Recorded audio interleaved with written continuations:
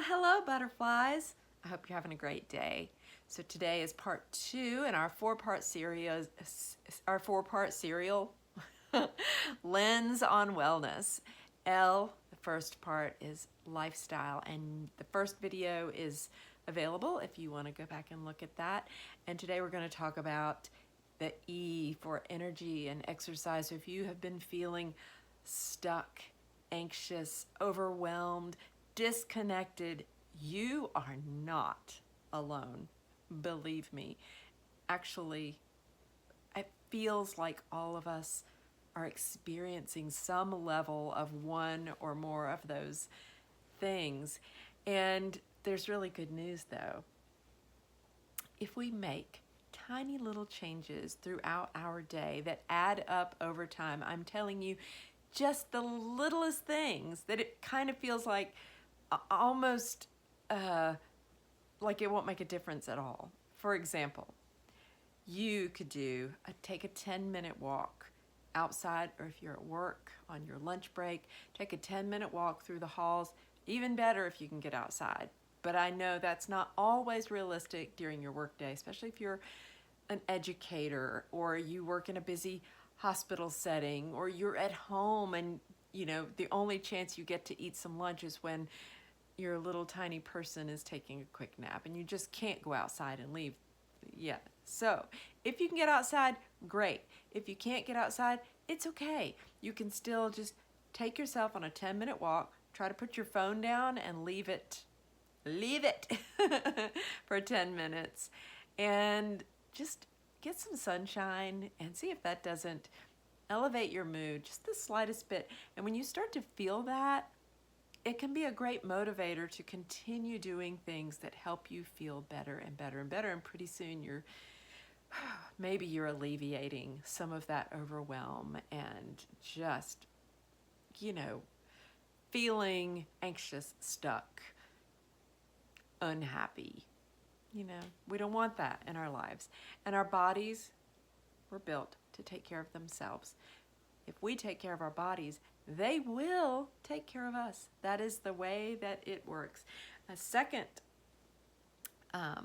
suggestion for something you can do is somatic yoga, somatic movement of any kind. But somatic just really means working from within, not just the pounding it out in some boot camp class or a spin class, which are great. But I think sometimes we don't remember that our body is a sanctuary, and it's up to us to appreciate that body and pay attention to that body. And hi, Layla, and come from within. In other words, we're going to appreciate where we already are, and we are going to be kind to our body by doing things like yoga poses. Try a downward facing dog. Try a forward fold, which is basically you're just standing straight up and down and you bend from your waist and take your straight body back all the way down and kind of put your fingertips on the floor and just let that blood flow to your brain, because that will elevate your mood.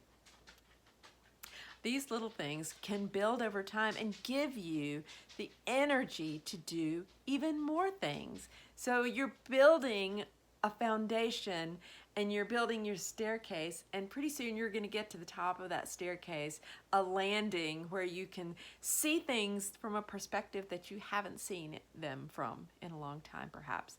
Maybe a silly metaphor, but it's true. And then once you hit that landing and you kind of enjoy where you've gotten to, you can just keep going at a pace that feels appropriate for you. And if you want to reach out to me, I, as a holistic health practitioner and a yoga instructor and a Reiki master teacher, I'm not saying those things because I could do all those things. I'm saying those things because I got those certifications so that I could be more helpful to women in my season of life, in every season of life, who are feeling stressed out, who are not able to center themselves because they think that they have to please everybody, and they have to make all the casseroles, and they have to, you know, do all the paperwork and they have to wash all the dishes and get all the laundry done. Delegation is also a good thing. Anyway, we all have different things going on, and we can't always prioritize ourselves the way that we need to. But if we try to do a little bit more each day, just for us, even if it's 5 minutes of beautiful somatic yoga or mindful breathing in and out, just paying attention to that breath and let that be the thing that you're thinking of while you're doing it. Or, I don't know, reading a book just for the simple enjoyment of reading a book. These are all things that really do add to our level of energy and help us to feel more awake, more alive, more able to give back to the people that we love, that we want to be available to. And we want to be available in our best, our best selves. Okay.